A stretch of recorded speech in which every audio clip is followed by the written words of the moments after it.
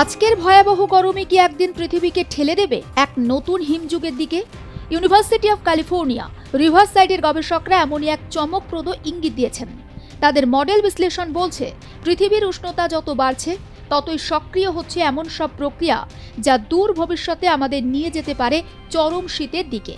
উষ্ণায়ন এবং তুষার যুগ আপাতভাবে দুটি বিষয়কে বিপরীতধর্মী বলে মনে হতে পারে, তবে আসলে তা নয়।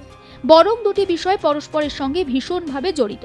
এমনকি বৈশ্বিক উষ্ণায়ন যে হারে বৃদ্ধি পাচ্ছে তা প্রভাবিত করতে পারে তুষার যুগকেও।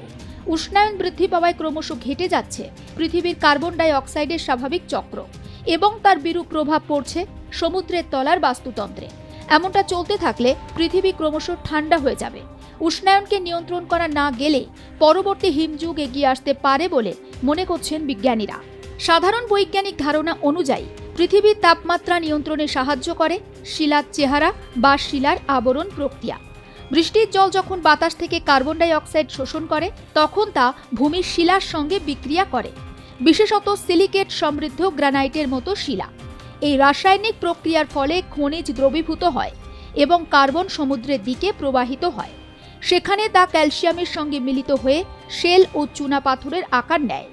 অতীতে যখন গরমের মাত্রা বেড়েছে তখন সমুদ্রের নিচে অতিরিক্ত কার্বন জমেছে, তবে উষ্ণতা বৃদ্ধি পেলে এই প্রক্রিয়া বদলে যেতে পারে। সমুদ্রে প্লাঙ্কটন বৃদ্ধি পেয়ে তা অক্সিজেনের মাত্রা কমিয়ে দিতে পারে। অক্সিজেন কমে যাওয়ায় সমুদ্রের তলায় চাপা পড়ে যাওয়া ফসফরাস আবার জলে ফিরে আসার সম্ভাবনা।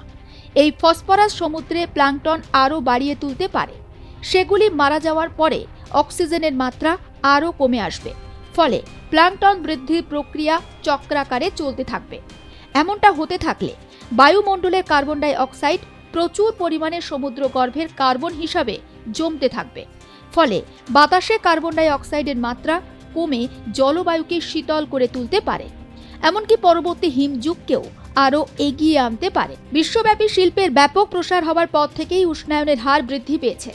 জলবায়ু বিজ্ঞানীদের মতে এই ব্যাপক প্রসার হয়েছিল 1850 থেকে 1900 সালের মধ্যে। এর আগের সময়কালকে বৈশ্বিক উষ্ণায়নের হারকে একটি আদর্শ মাপকাঠি হিসাবে ধরেন জলবায়ু বিজ্ঞানীরা। ওই সময় বৈশ্বিক উষ্ণায়নের হার ছিল 1.5 থেকে 2 ডিগ্রি সেলসিয়াস। এখন তা অনেকটা বৃদ্ধি পেয়েছে। 10 বছর আগে 2015 সালে বিশ্ব উষ্ণায়নের মোকাবিলা করতে প্যারিস চুক্তি স্বাক্ষরিত হয়। তাতে স্থির হয় বিশ্ব উষ্ণায়নের হারকে ফের 1.5 ডিগ্রিতে নামিয়ে আনতে উদ্যোগী হবে দেশগুলি। তা না হলে অন্তত 2 ডিগ্রির নিচে নামিয়ে আনার চেষ্টা করা হবে। 1 দশক পেরিয়েও প্যারিস চুক্তির সেই লক্ষ্য পূরণ হয়নি। বর্তমানে বৈশ্বিক উষ্ণায়ন যে পথে এগোচ্ছে তাতে চলতি শতাব্দীতে উষ্ণায়নের হার 2.7 ডিগ্রি সেলসিয়াসে পৌঁছে যেতে পারে বলে আশঙ্কা করছেন বিজ্ঞানীরা। যদি এইভাবেই উষ্ণায়ন চলতে থাকে তবে 2100 সালের মধ্যে বিশ্বের 79% হিমবাহই গলে জল হয়ে যাবে। বস্তুত পৃথিবীতে এখনো পর্যন্ত অনেকগুলি তুষার যুগ এসেছে।